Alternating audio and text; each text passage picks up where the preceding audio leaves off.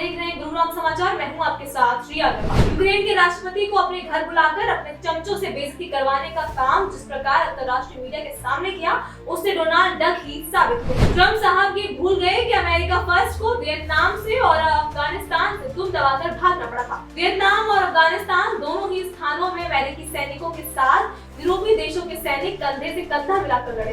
आज जो ताव ट्रंप साहब यूरोपियन देशों को दिखा रहे हैं, वो सभी नाटो संधि के कारण उसकी सनक। अमेरिका फर्स्ट का नारा देने से वे विश्व गुरु नहीं बन जाएंगे। दूसरे महायुद्ध के बाद ब्रिटिश, फ्रेंच, डच आदि साम्राज्यों ने अपने उपनिवेशों को आजाद करना शुरू कर दिया था। भारत, इंडोनेशिया और वियतनाम आदि उसी समय आजाद हुए। वियतनाम में फ्रांस के जाने के बाद स्थानीय जनता ने चुनाव से सरकार बनाई, परंतु वामपंथी विचारधारा के डां हो ची मिन्ह का प्रभाव लोगों पर अधिक था।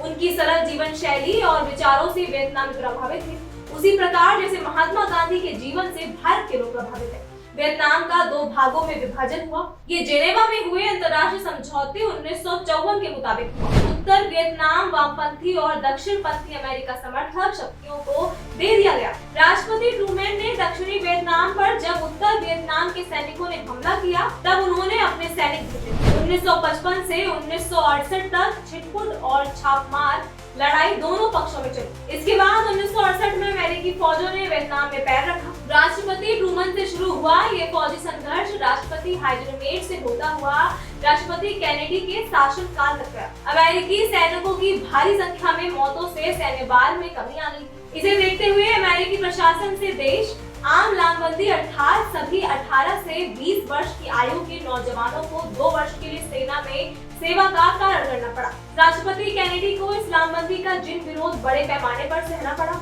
उन्होंने वियतनाम युद्ध को समाप्त करने का प्रयास किया। उनकी इसी दौरान हत्या हो गई। अमेरिका के पहले रूस ने 1979 में राष्ट्रपति के महल पर बम बरसाकर हत्या कर दी। उसके बाद 1989 तक सोवियत सेनाएं तालिबान लड़ाकों में जूझती रही। ओबामा से लेकर जनाब ट्रंप के पहले शासनकाल में भी अमेरिकी और नाटो देश के सैनिक अफगानी तालिबानी लड़ाकों से लड़ते रहे। 31 अगस्त 2021 को काबुल से आखिरी अमेरिकी सैनिक जहाज अपने लोगों को लेकर वहां से उड़ा था। इन संदर्भों में व्यापारी कम धंधेबाज अमेरिका राष्ट्रपति डोनाल्ड ट्रंप देश की आजादी के लिए लड़े रहे, जेलेंस्की से दुष्व्यवहार करते रहे। अंतर्राष्ट्रीय मीडिया के सामने उन्हें कैसे अंतर्राष्ट्रीय नेता के रूप में स्वीकार किया जाए। चुनाव में विजयी होना टिकरम की सफलता है।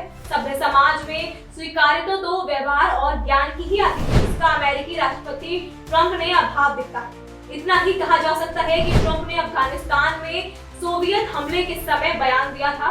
रूस ने अफगानिस्तान पर हमला नहीं किया, बल्कि वे रूस की सीमा पर आतंक मचाने वाले तालिबानों का पीछा कर रहा था। ये बयान ट्रंप के रूस प्रेम को स्पष्ट करता है। ऐसे में ट्रंप का ऐसा कदम उठाना, किसी राष्ट्रपति की ऐसे बेइज्जती करना कहां तक सही है? इस पर आपका क्या कहना है, हमें कमेंट बॉक्स में जरूर बताएं। तमाम ऐसी बड़ी खबरों के लिए देखते रहें गुरुग्राम समाचार।